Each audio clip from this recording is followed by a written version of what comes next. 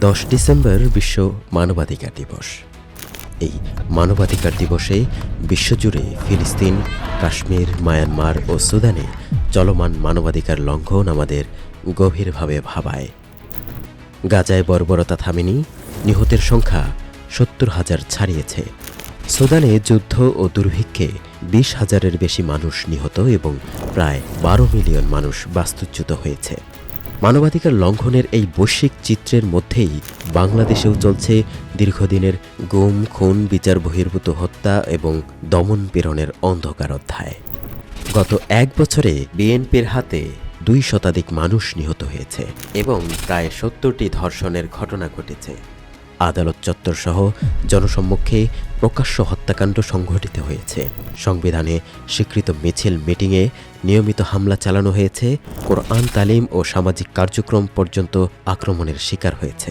নারীরাও বাদ পড়েনি। জানুয়ারি থেকে নভেম্বর পর্যন্ত অন্তত 390 সাংবাদিক হামলা, নির্যাতন ও হয়রানির শিকার হয়েছেন। শিক্ষার্থী, শিক্ষকসহ ন্যায্য অধিকার আদায়কেও বারবার দমন করা হয়েছে।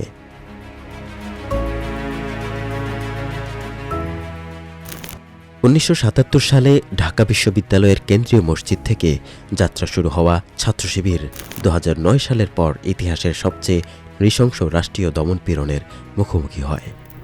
প্রতিটি মিছিল, সমাবেশ ও সাংগঠনিক ঘরোয়া আয়োজনে হামলা চালানো হয়েছে।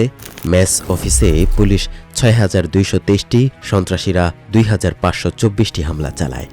38,338 জন নেতাকর্মী গ্রেফতার হয়ে রিমান্ডের নামে নির্মম নির্যাতনের শিকার।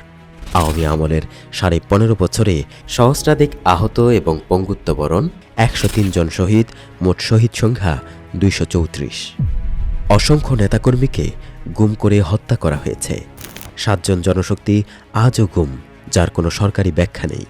5ই আগস্টের অভ্যুত্থানের পরও সেবামূলক কার্যক্রমে হামলা ও হয়রানির বিষয়ে প্রশাসনের নীরবতা অব্যাহত। গত 1 দশকে বিএসএফের হাতে 305 জন বাংলাদেশি নিহত, 282 জন আহত। চলতি বছরে হত্যার সংখ্যা অন্তত 24 জন। সংবিধানের 27, 31, 32, 33, 37 ও 38 আইনের আশ্রয়ে জীবন, স্বাধীনতা, ন্যায্য বিচার ও শান্তিপূর্ণ সমাবেশের অধিকার সবই বরাবর পদদলিত হয়েছে। গত 16 বছরের মানবাধিকার লঙ্ঘনের স্বাধীন তদন্ত কমিশন গঠন, গুম হওয়া ব্যক্তিদের অবস্থান প্রকাশ, বিচার বহির্ভূত হত্যার জবাবদিহি, ক্ষতিগ্রস্ত পরিবারগুলোর পুনর্বাসন, দমনপীড়নহীন মানবিক রাষ্ট্র প্রতিষ্ঠা। মানবাধিকার দিবসেই আমাদের দাবি, বিগত 16 বছর ধরে এবং গত 1 বছরে যারা এই লঙ্ঘনের সাথে জড়িত ছিল, সুষ্ঠু তদন্তের মাধ্যমে তাদের সবাইকে বিচারের আওতায় আনতে হবে। শহীদ ও গুম হওয়া ভাইয়েরাই আমাদের সংগ্রামের প্রতীক।